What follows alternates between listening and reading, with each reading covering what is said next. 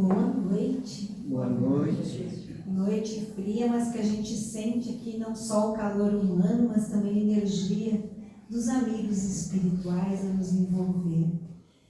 Mês de junho, mês do retorno de Chico Xavier ao plano espiritual, há 23 anos atrás, nós trazemos o tema Chico Xavier, o missionário da nova revelação. Chico Xavier, o apóstolo do bem, o apóstolo da caridade, o apóstolo do amor, o apóstolo do espiritismo.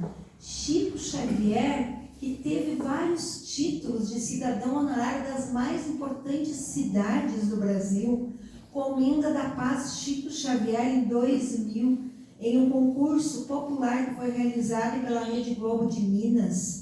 Ele foi eleito o mineiro do século XX, à frente de Santos Dumont. Foi eleito o maior brasileiro da história em 2006, numa votação feita pela revista Época. Em 2009, ele emprestou o nome para uma rodovia, a gente começa a estudar, nem sabia, né, desses detalhes. E é a rodovia lá que divisa o estado de São Paulo e Minas Gerais. Venceu em outubro de 2012, nós sabemos, o maior brasileiro de todos os tempos. Então, nós podemos dizer que ele é o missionário de Jesus. E quando a gente fala em missionário e fala em mediunato, que é o que o Chico exerceu, a gente vai recorrer às obras de Kardec, lá na expressão do espírito Joana d'Arc, no livro dos médiuns. Ele, o que é mediunato? Ele se tornou a própria missão. Ou seja, é difícil de separar o homem do apóstolo, o missionário do irmão de todas as criaturas viventes, ou seja, dos vegetais, dos animais, dos humanos. Chico Xavier, uma vida celebrada nos ensinamentos de Jesus, como ele mesmo disse, não há na história nenhum personagem que substitua Jesus em nossos corações. Então, ele foi dotado de uma extraordinária mediunidade e ainda mais por cima, mediunidade precoce. Nós já estivemos nesta casa falando de Chico, mas hoje nós vamos falar mais da mediunidade, do mediunato. E só para relembrar, para quem não assistiu muito rapidamente da outra palestra, a reunião que teve no plano espiritual antes de ele reencarnar, ou seja, lá em espírito foi feita uma reunião onde os mentores estavam presentes e estava presente Isabel de Aragão, aquela que disse: Deus me deu o trono para eu fazer a caridade, a Rainha Santa de Portugal. Não só falava, como fazia. Ela então, quando esteve entre nós, ela levava pães aos necessitados e fazia isso escondido do rei Dom Diniz, porque ele não queria. Então ela colocava debaixo daquelas longas vestes, aqueles vestidos, e saía para distribuir pães aos necessitados e moedas. Está feito. Dom Diniz, ouvindo na corte o zum que ela fazia isso, e ela saindo do palácio, ele interpela ela e pergunta: que levas aí, Isabel? E ela então ergue o vestido e, no fenômeno que a gente conhece de transfiguração, de materialização, materializa aqueles pães e ele enxerga apenas rosas. Foi deliberado nessa reunião em que Chico participa em espírito que ele visitasse o futuro lar terreno. E ele descreve, é muito lindo, a emoção que ele teve quando ele adentra pela primeira vez as ruas de Pedro Leopoldo, quando ele vê a pequena Pedro Leopoldo, onde ele iria morar. E ele passa nessa rua, que até hoje existe essa igreja, que é uma rua sem saída, que foi erguida em homenagem a Maria, mãe de Jesus. Ele chega à porta da casa e aquela que seria sua futura mãe, Dona Maria João de Deus, está lá na frente conversando com algumas amigas, coisa rara hoje em dia, que a gente corre não sei para onde. E ele chega e ela se despede das amigas e então ele em espírito acompanha a sua mãe, abraça a sua mãe, que sente e começa a chorar. E quando o pai chega, pergunta a Maria: por que choras? E ela diz: nem eu sei porque. Ela sentiu a presença de Chico. Mas por que nós estamos falando isso? Porque nós sabemos que Chico ficou órfão ainda pequenininho, lá para os seus 4 ou 5 anos de idade. E na sua mediunidade precoce, o que ele fazia?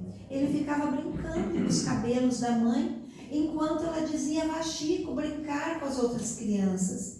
Ele não queria, ele pressentia a sua partida, queria ficar mais tempo com a mãe, o máximo possível. Nós também sabemos que isso foi relatado nos idos de 1977, Chico relata para Caio Romanciete o que aconteceu em 1927. Em 1927 foi a primeira psicografia de Chico, no dia 8 de julho.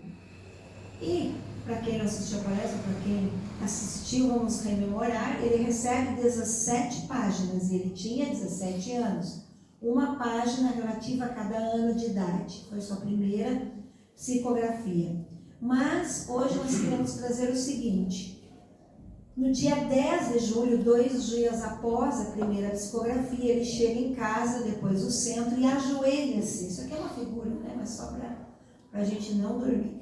Ele ajoelha-se nos seus hábitos ainda católicos, arraigados, que ele era católico antes de ser espírita, e ele está orando quando ele vê o quarto nimbar-se de uma luz que ia do dourado para o lilás.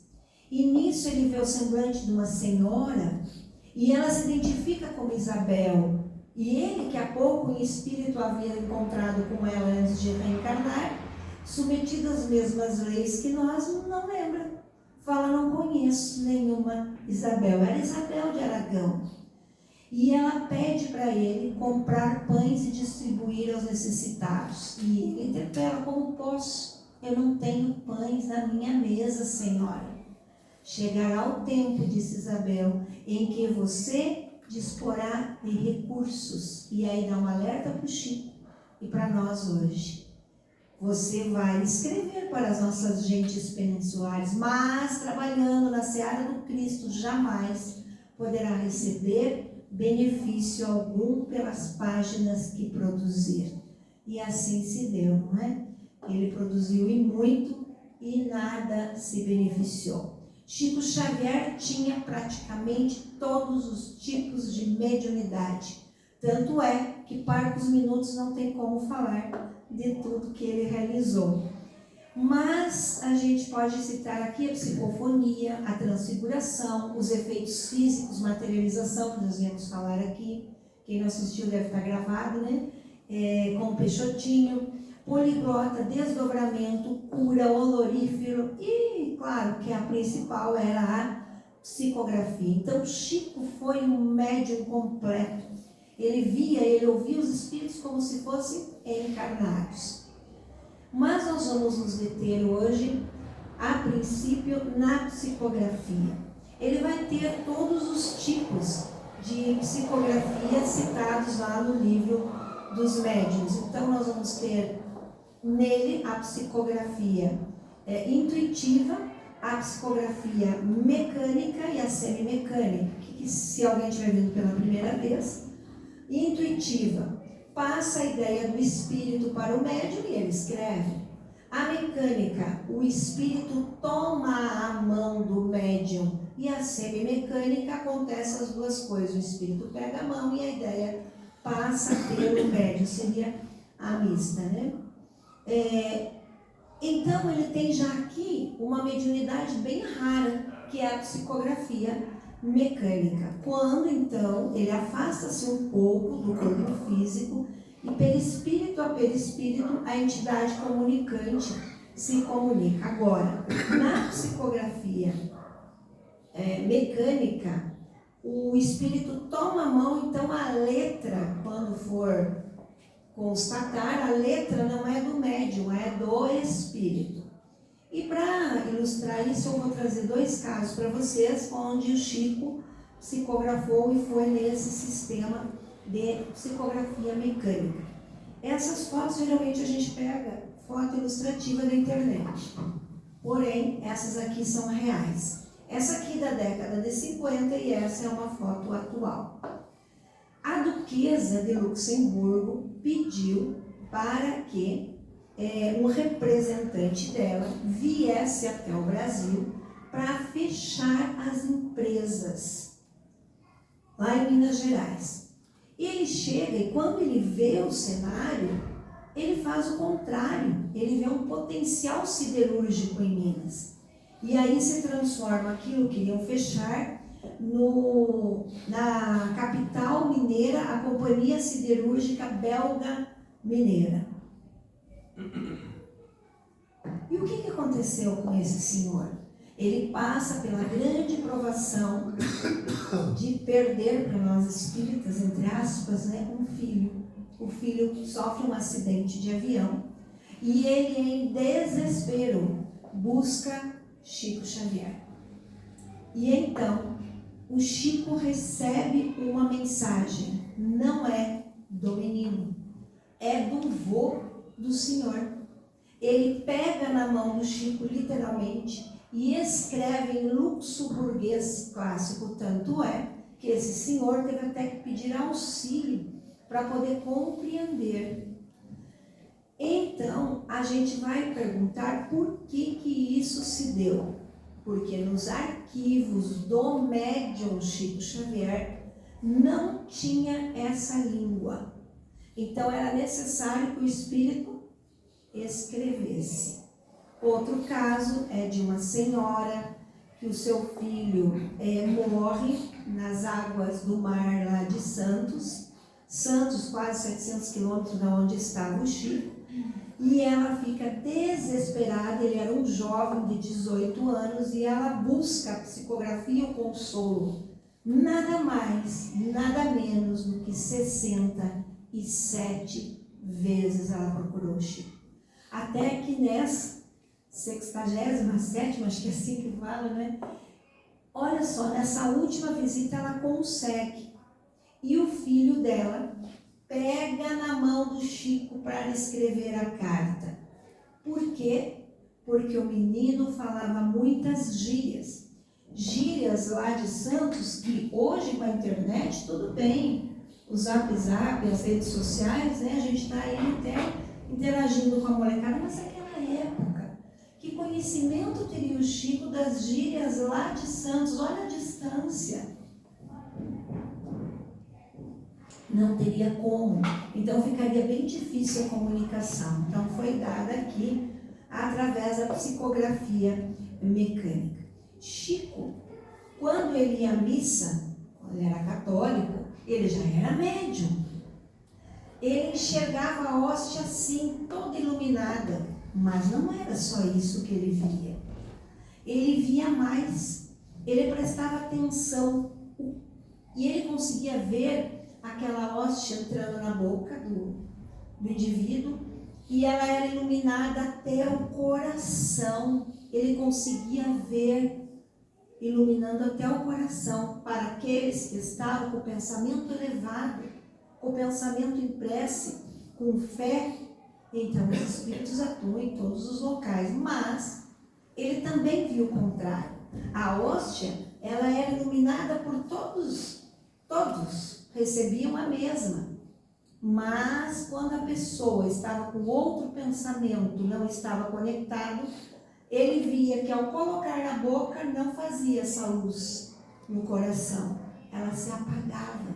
Assim os espíritos atuam aqui, assim os espíritos atuam ali na câmara de passe, mas tomara que nós estejamos conectados para receber, porque certa feita lá no nosso lar, nós trabalhamos lá durante anos, ainda quando a câmara de passe era na entrada lá, era no outro local, tinha fileira de cadeiras e as pessoas estavam esperando para tomar o passe. Quando, vocês vão ver que faz tempo isso que eu vou falar para vocês, a pessoa, o paciente que ia receber o passe, tirou da bolsa um extrato bancário, faz tempo, né? Porque hoje em dia é tudo por app. Pegou aquilo e começou a ler com a fisionomia assim assustada.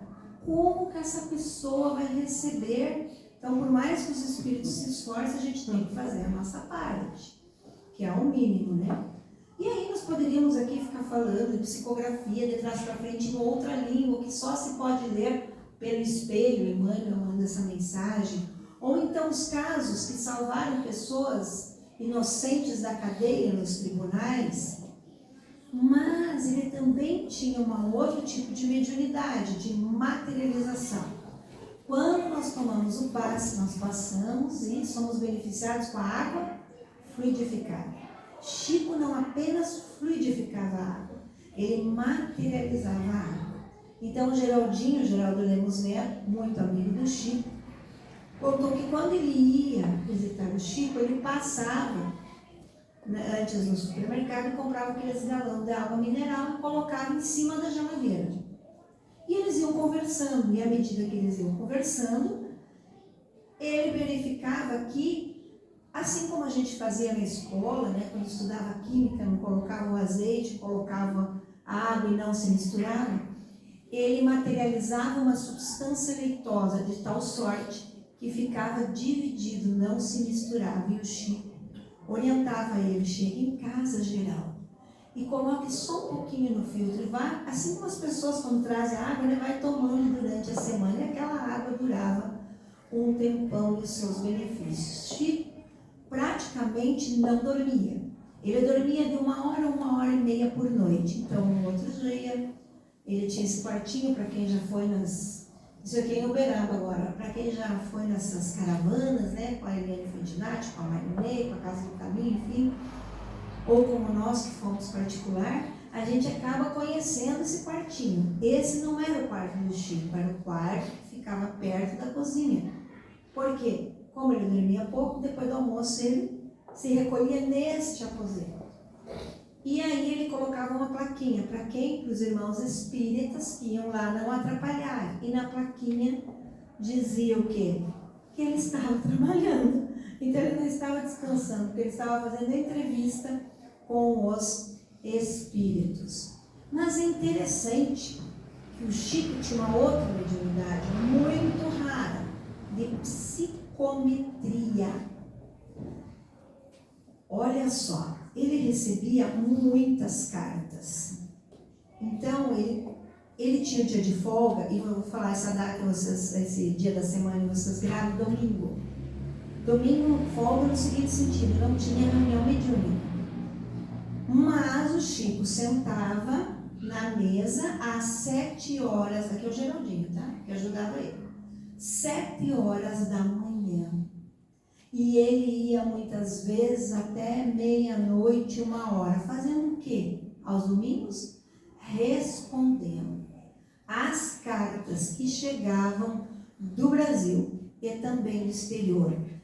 Ele chegava a receber 2.000 cartas em uma semana. Vocês têm ideia de como responder a tudo isso? E ele respondia.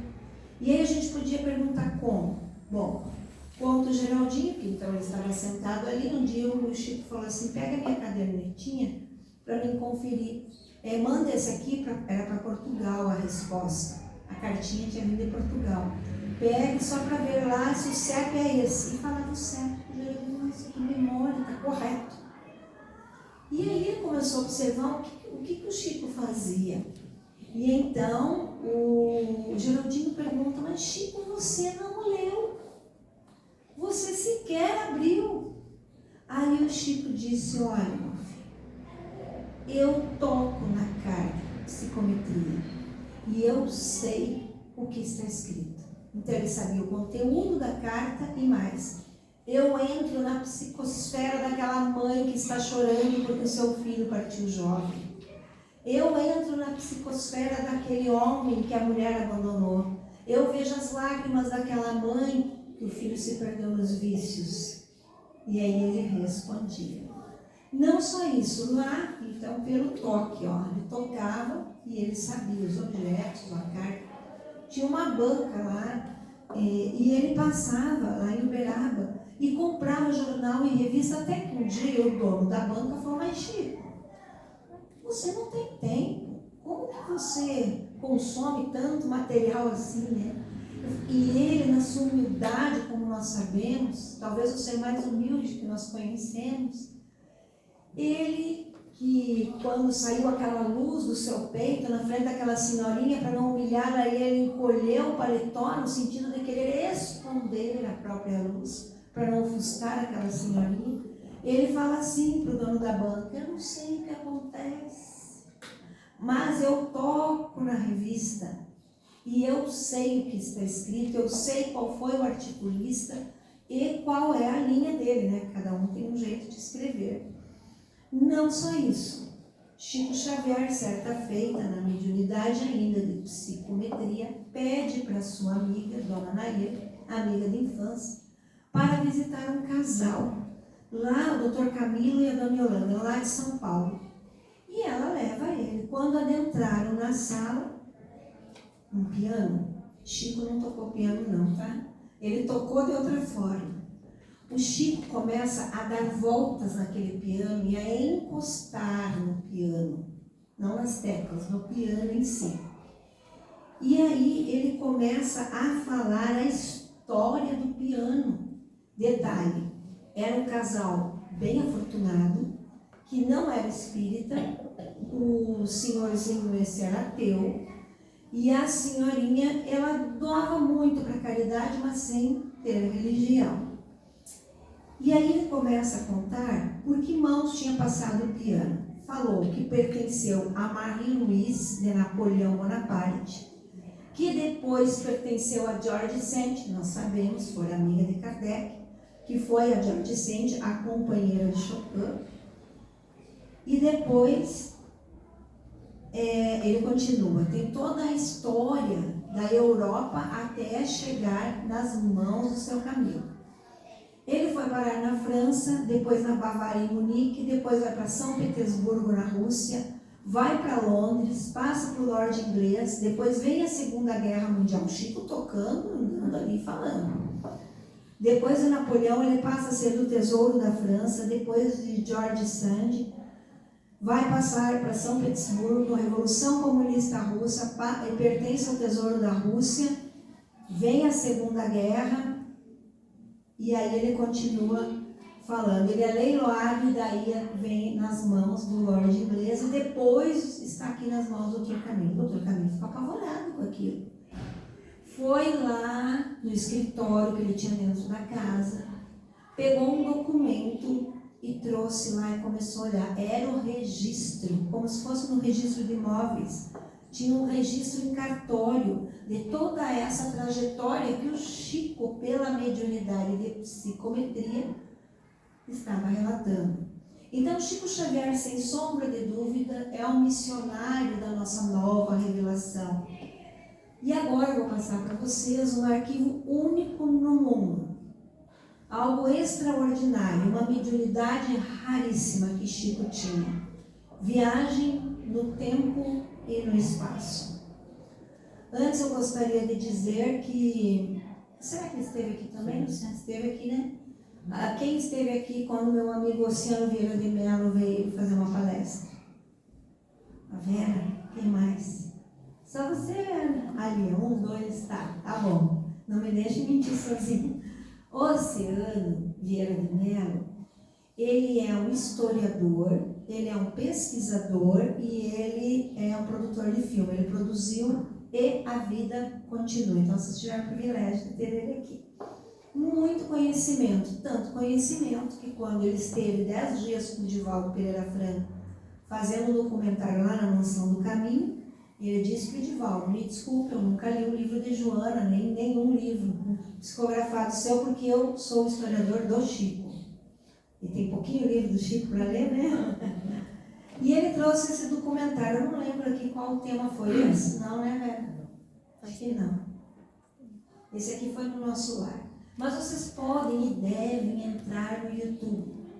Sabe aquele dia, friozinho, não tem nada para fazer? Entrem no canal do Oceano Vieira de Mello. Procurem lá a prova material da imortalidade. Isso aqui é um rolo de filme. E o que eu vou passar para vocês aconteceu lá em Portugal. O Oceano foi lançar o filme do livro do Chico E a Vida Continua lá em Portugal. Terminou o lançamento, um senhor veio falar com ele e falou o seguinte: quando eu era pequeno, eu ia com a minha avó no cemitério. E me chamava a atenção esse túmulo. Isso aqui eu achei na internet, mas é esse mesmo. Esse túmulo não tinha cruz, ó. Esse túmulo é todo cor-de-rosa. E o que me fez trazer esse rolo? Ele trouxe esse rolo aqui para o oceano.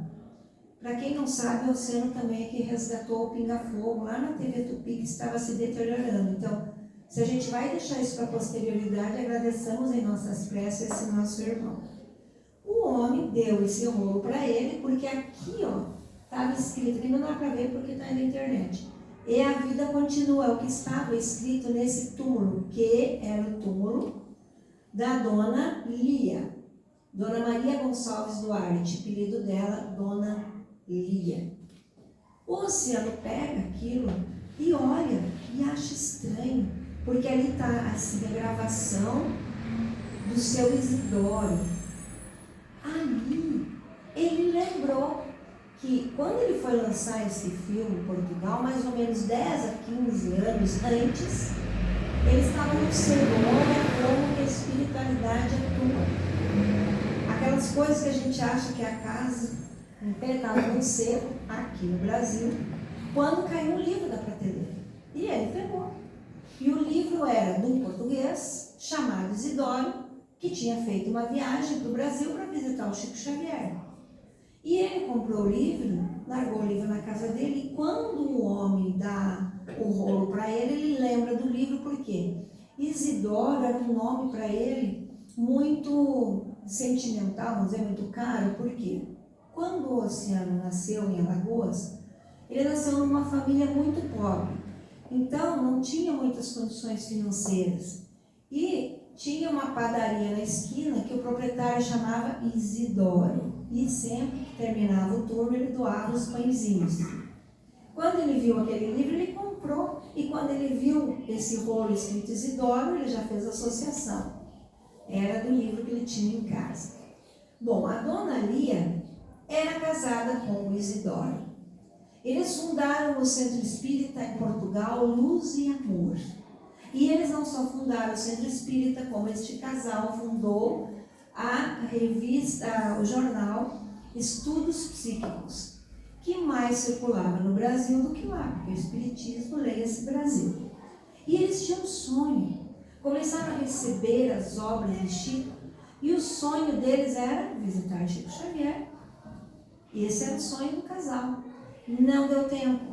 Dona Lia desencarna em janeiro de 1950. Isidoro fica viúvo e casa-se depois com a Dona Raquel. Essa daqui era a filha adotiva do casal, filha do coração. E aí o que acontece? Dia 3 de junho de 1955, 5 anos após o desenlace da Dona Lia, Isidoro vem para o Brasil. Ele vem para o Brasil em comitiva de 20 pessoas, e é lógico, uma comitiva espiritual. E o que ele queria? Ele queria uma reunião mediúnica com o Chico Xavier. E para isso ele trouxe um gravador. Aqui, aquele rolo estava aqui dentro. Ele passa por vários locais, né? Pelo Rio de Janeiro, Niterói, na Federação Espírita de Minas. E ele encontra o Chico, olha só, os confrades, tudo aqui, o Chico, só que tem um problema, era domingo. Lembra antes, domingo não tinha reunião mediúnica. Então o Chico tem que pedir autorização para Emmanuel, para que a reunião pudesse acontecer. E Emmanuel autoriza essa reunião. E eu vou passar em resumo o que aconteceu, por isso que eu digo assistam, porque se vocês assistirem, está gravado. A reunião foi gravada com a voz do Chico, vocês vão ouvir a voz dos companheiros portugueses, do Isidoro e do Chico Xavier.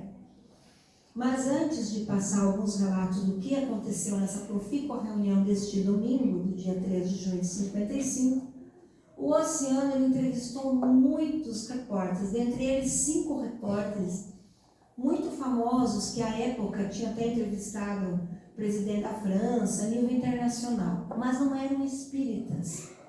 Todos os 5 relataram para o Oceano que a maior emoção, a maior reportagem que mais emocionou-os foi quando fizeram a reportagem com Chico Xavier. Então começa a reunião mediúnica, o português faz a prece, como é de praxe, e é claro que a Dona Lia está presente na reunião em espírito. E a primeira mensagem, nós vamos começar com a psicografia para depois chegar naquela outra mediunidade rara. A primeira mensagem é da Dona Lia, eu vou ler para vocês. Isidoro querido, estamos juntos, nossa viagem ao Brasil agora é a realização de um grande sonho. Romaria de almas ao encontro de corações, mãos que se estendem, destinos que se entrelaçam. Esse é o nosso caminho, permuta entendimento e cooperação. Nossa doutrina é doce estrela a guiar-nos lá e cá. Temos problemas e sombras, mas lá e cá também dispomos da mesma luz. No entanto, para espalhar a claridade e o calor, é preciso, Isidoro, lutar sem esmorecer, não apenas teorizar, nem apenas agir, ser e fazer, crer e edificar. Idealização, pensamento e dinamismo é o precioso sermão da virtude. Mas com o esquecimento dos famintos que nos batem à porta, é insulto à bondade. Estômago recalcado com menosprezo ao estudo é o elogio da ignorância. Espiritismo é nossa bandeira libertadora. Caridade e educação, em toda parte o trabalho do Cristo clama por nós. E a tarefa mais alta, Isidoro, é a da nossa própria reforma. Para mais dar do que receber, melhorar o que é humano, para refletir o que é divino.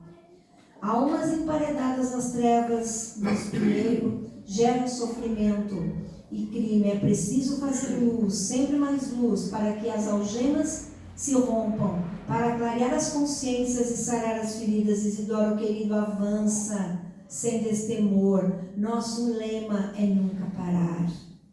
Só se vence lutando, suor na charrua e esperança. Minuto no alto perdido é atraso irremediável. Não temas, quando o espírito se ergue, a boa vontade e o auxílio aparece. Irmãos, estejamos todos trabalhando e observando, e sirvamos sobretudo a menos como Jesus nos ensinou. Hoje aqui, amanhã na eternidade. Isto equivale a dizer, juntos em Deus para sempre, tua Lia. E ela assinou Maria Gonçalves Duarte. E aí ele fala que muitos espíritos gostariam de se comunicar, mas até aqui é tranquilo, porque com a psicografia do Chico nós já estamos até acostumados.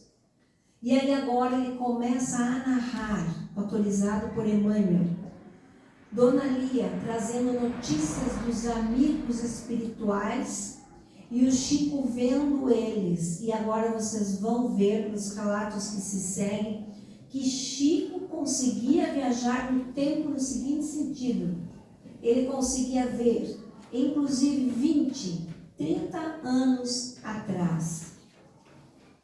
Eu vejo aqui muitos amigos espirituais. Muitos gostariam de se comunicar, mas não é possível, então trazem saudações.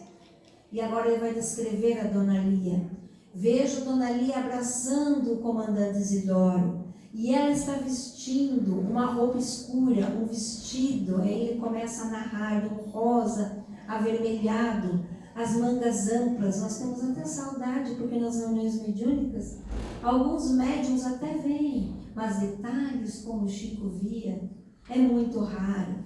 Ela está muito satisfeita, ela está sorridente. E ela está dizendo ao companheiro Isidoro que a viagem agora pelo Brasil é o sonho, né, que eles conseguiram realizar. E ela fala o nome de Raquel, de Gena, e o Chico vai falando, e vocês vão ouvir a voz do Chico falando. E agora ela fala de Álvaro, eu não sei quem seria, o Chico diz. E aí o Isidoro fala, Álvaro, ele era o médium do Centro Luz e Amor e o articulista da revista, é revista mesmo, Revista de Estudos Psíquicos. Agora junto dela está uma conhecida nossa, olha só como o mundo é pequeno, Marília Barbosa, está ao lado do nosso, a esposa do nosso amigo, Leopoldo Machado, e o Chico vai citando nomes. Agora eu vejo Isabel Ramos. Sabe quem era Isabel? Isabel não era uma encarnada que viveu com o casal. Isabel era uma amiga espiritual da Dona Lia, que ela reencontra na pátria espiritual. E Chico diz a data de desenlace da dona Isabel Ramos. Ela desencarnou, eu vejo, no dia 20 de novembro de 1935. Agora eu olho para ela e eu vejo, olha o que o Chico viu nessa reunião. O pensamento dela forma fonte de água curativa. Eu não sei se ela estava doente, mas eu vejo uma ponte com arcos iluminados. E agora eu vejo Alexandre Ramos, alguém ligado a ela, e vai falando. Agora, vocês vão ver que o Chico vai narrando quem mais é chegando. Chegou o Senhor. Mas ele tem uma fisionomia, um rosto, vamos dizer, sério, bem sério. E ele se diz ser o lobo do mar. E aí o Isidoro, com a sua voz, vai estar gravado lá, ele diz: é um Noronha. É um velhinho de olhos doces, disse o Chico, mas o seu rosto está atormentado. Ele está falando a Isidoro que agora sim, que ele se sentia feliz, porque tinha pago os débitos até o último centil. Mas agora aparece um outro, puxei na internet, um outro, porque assim, ó, isso daqui, como vocês viram aqui, o Oceano, como pesquisador, depois de analisar todo esse material, ele foi procurar as pessoas, ele adquiriu as revistas, porque tinha foto, né, pelas reportagens, enfim. Mas esse senhor agora, ele tem o rosto cheio, as sobrancelhas salientes, os olhos muito vivos, ele é calvo. E ele falou que era o Zuzarte. Então, o Isidoro, sim, o Zuzarte. Mas é interessante, diz o Chico, que ele tem cartas nas mãos. Ele aparece na reunião com cartas. Como será que nós vamos aparecer? E que cartas são essas?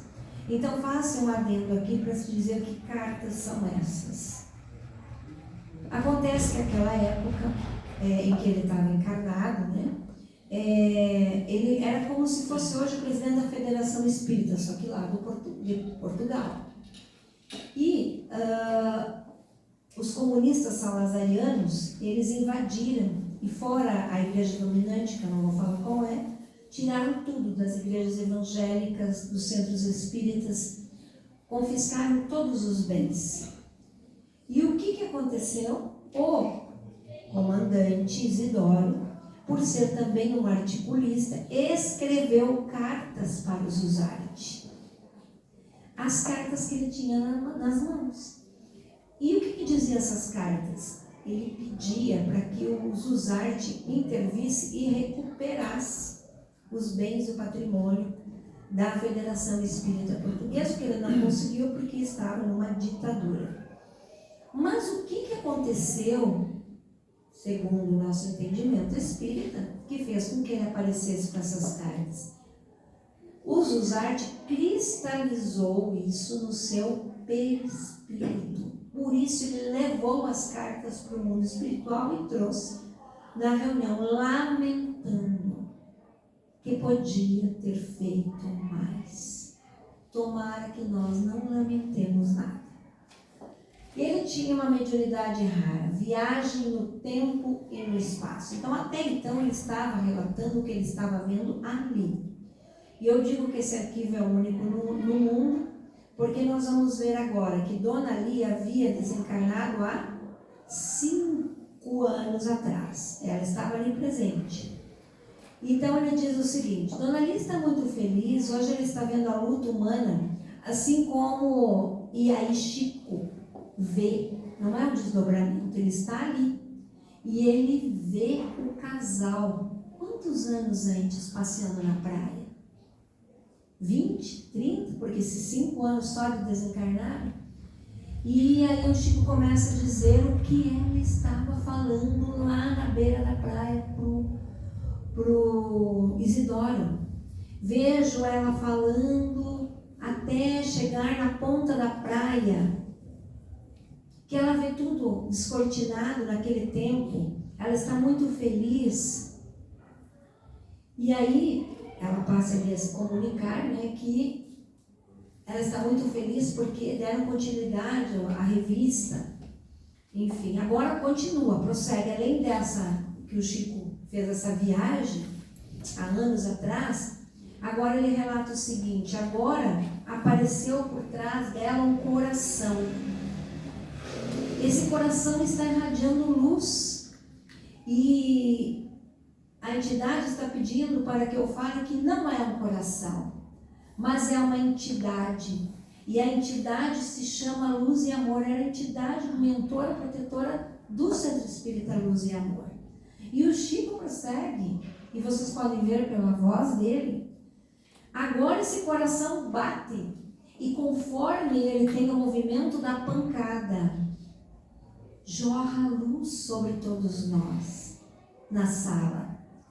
Então nós temos aqui duas entidades, o Luz e Amor e o Raipicin. O Raipicin era o protetor do casal. Agora ele continua, né? Claro que eu pulei, porque não daria tempo. Agora aparece o Ramires, ele vai falar, barba. Olha, até brinquei com o Dr. Júpiter, parece o Dr. Júpiter, né? Bigode bem feito, quando eu fiz a palestra lá na casa do Cão. Mas é interessante, ele tem uma ferida. O Chico diz: eu vejo um corte na veia. E ele está tristonho, ele está amparado. Mas ele está falando que a impressão que ele levou da terra. E a gente acha que talvez aconteceu alguma coisa com ele. Não.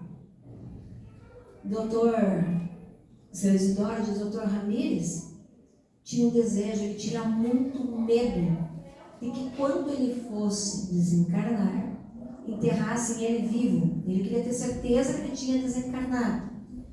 E ele não tinha coragem de pedir para sua filha ou para sua mulher cortar a sua carótida para ter certeza. Então ele pediu a mim, só que só eu sei disso. E aí vocês vão ver o espanto do Isidoro.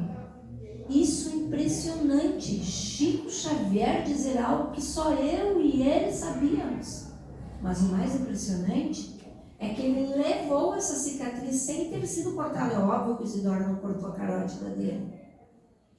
Ele levou a marca para o plano espiritual, na cristalização. O que será que nós vamos levar mais uma vez? Dispamos-nos do ódio, da mágoa, do rancor, da falta de perdão, porque senão ficaremos como o Dr. Ramires, atormentados. Então ele exclama: isso é fantástico, isso é fantástico. E aí continua, ele quer saber agora o que ela acha de ele ter se casado novamente, e ela diz que está muito feliz, porque a dona Raquel continuou os trabalhos do Centro Espírita, porque a dona Raquel continuou a revista, e agora aparece uma conhecida nossa, né, aqui a Amélia Rodrigues, né, Domingos. E aí ela vai falar agora, não só de Portugal, mas agora ela vai falar para os espíritas da Espanha, que não há tempo, vocês têm que ouvir lá a orientação.